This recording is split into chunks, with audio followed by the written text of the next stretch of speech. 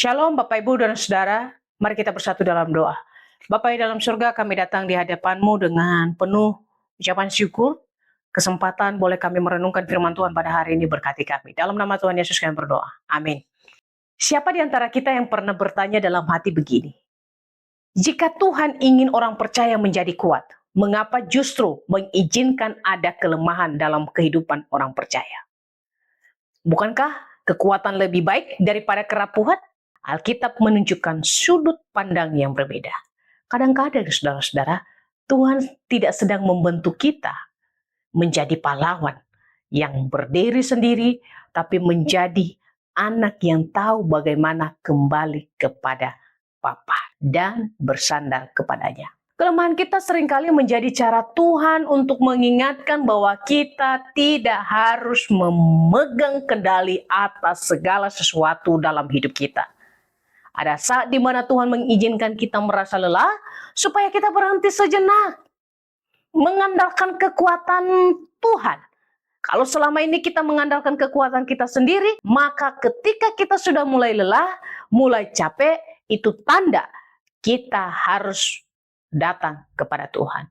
Jangan sampai Bapak Ibu, kita sudah mengatakan saya capek, saya lelah, justru kerohanian kita makin menurun. Justru kerohanian kita makin jauh daripada Tuhan. Dalam rasa capek, kekecewaan, kemarahan, kita justru makin menjauh daripada Tuhan. Karena masa-masa sulit itu kemudian, ya udah, saya menjauh aja, nggak usah lagi berdoa sama Tuhan.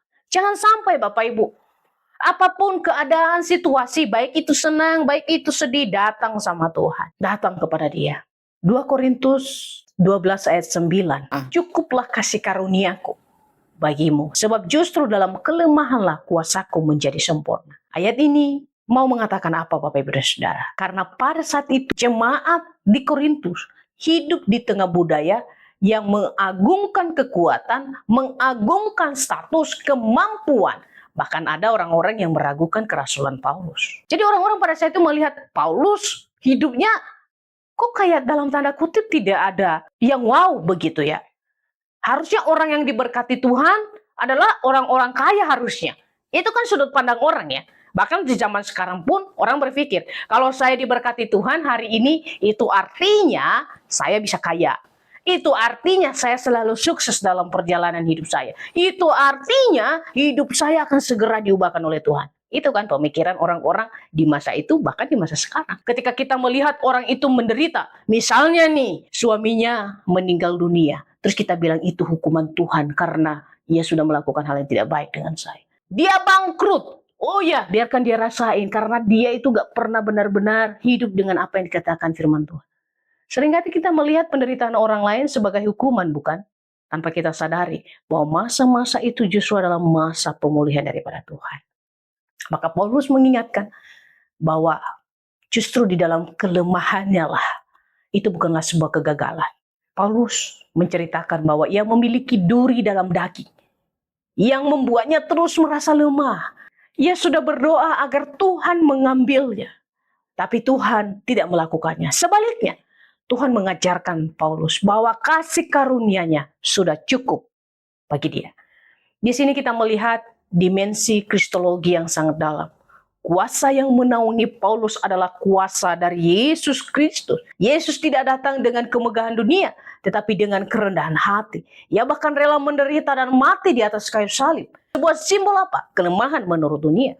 Tapi justru melalui salib, disitulah kuasa Allah dinyatakan. Disitulah keselamatan manusia diberikan. Di dalam Kristus kita belajar bahwa kuasa Allah seringkali dinyatakan bukan karena kekuatan kita sebagai manusia, tetapi melalui kerendahan hati dan bergantung penuh kepada Dia.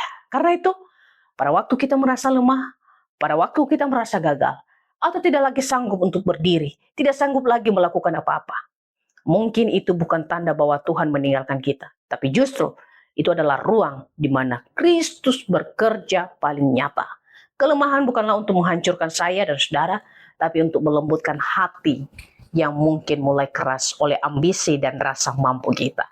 Dalam kerapuhan itu, kita belajar bahwa kita tidak sendirian. Mari kita berdoa.